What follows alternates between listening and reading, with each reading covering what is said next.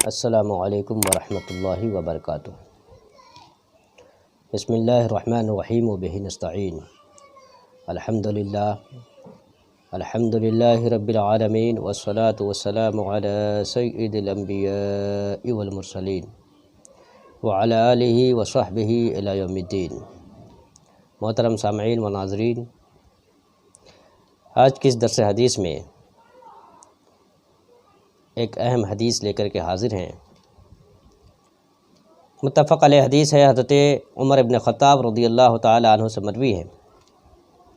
عن عمر بن الخطاب رضی اللہ عنہ ان رسول اللہ صلی اللہ علیہ وسلم قال: الاعمال بالنیہ ولکل امرئ ما نوی فمن كانت ہجرتہ الی اللہ ورسولہ فہجرتہ الی اللہ ورسولہ ومن كانت ہجرتہ الی دنیا لیصیبها او امرأۃ لیتزوجها فہجرتہ الی ما ہاجر الیہ، متفق علیہ۔ حضرت عمر بن خطاب رضی اللہ تعالی عنہ سے روایت ہے، وہ کہتے ہیں کہ اللہ کے رسول صلی اللہ تعالی علیہ وآلہ وسلم نے ارشاد فرمایا کہ اعمال کا دار و مدار نیتوں پر ہے،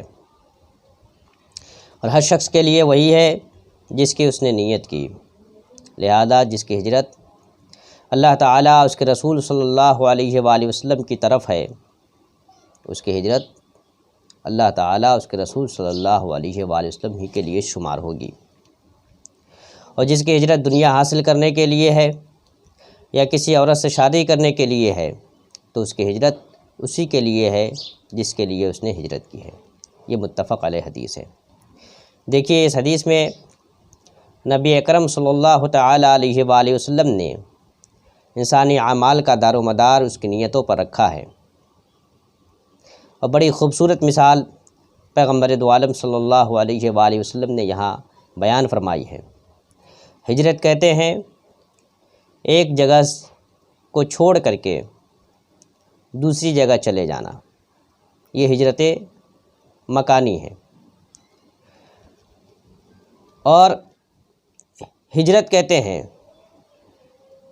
ان چیزوں کو چھوڑ دینے کو جس سے اللہ اور رسول نے منع کیا ہے، یہ بھی ایک طرح کی ہجرت ہے۔ تو ہجرت مکانی کہ ایک جگہ کو چھوڑ کر کے دوسری جگہ جانا، اگر یہ اللہ تبارک و تعالیٰ کی رضا کے لیے ہے، رسول اللہ صلی اللہ علیہ وآلہ وسلم کی خوشی کے لیے ہے، تو یقیناً یہ ہجرت اللہ اور رسول کے لیے ہے۔ اور اگر کوئی شخص ایک جگہ کو چھوڑ کر کے دوسری جگہ اس لیے جا رہا ہے کہ وہاں جا کر کے دنیا حاصل کرے یا وہاں جا کر کے کسی عورت سے شادی کرے،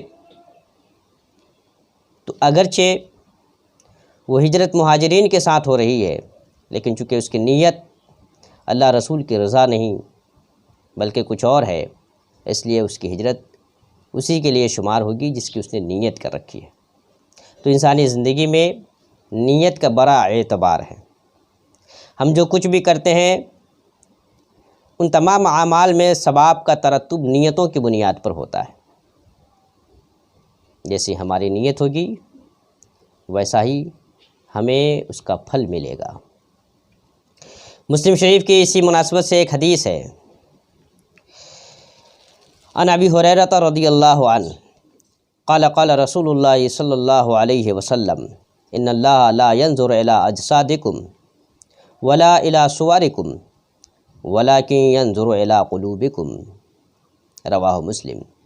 حضرت امام مسلم بن حجاج قشیری رحمۃ اللہ تعالی علیہ روایت کرتے ہیں، حضرت ابو ہریرہ رضی اللہ تعالی عنہ سے مروی ہے، وہ کہتے ہیں کہ اللہ کے رسول صلی اللہ تعالی علیہ وآلہ وسلم نے ارشاد فرمایا کہ بے شک اللہ تعالیٰ نہ تمہارے جسموں کو دیکھتا ہے اور نہ تمہاری صورتوں کو دیکھتا ہے، بلکہ وہ تمہارے دلوں اور اس میں موجود نیتوں کو دیکھتا ہے۔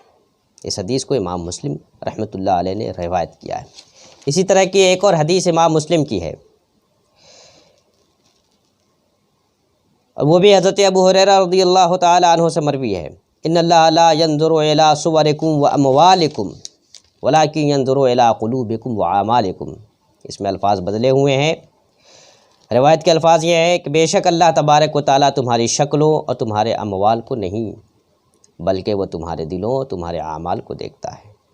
تو اللہ تبارک و تعالیٰ کی نظر ہمارے قلوب پر ہے کہ ہمارے دلوں کے اندر نیت کیا ہے۔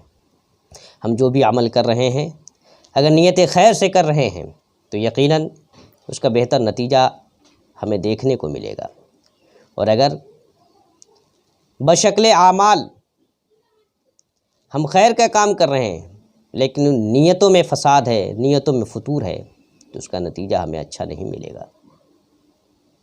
اس لیے ہمیں اپنے نیتوں پہ، اپنے دلوں پہ نظر رکھنی چاہیے اور اچھی نیت کرنی چاہیے۔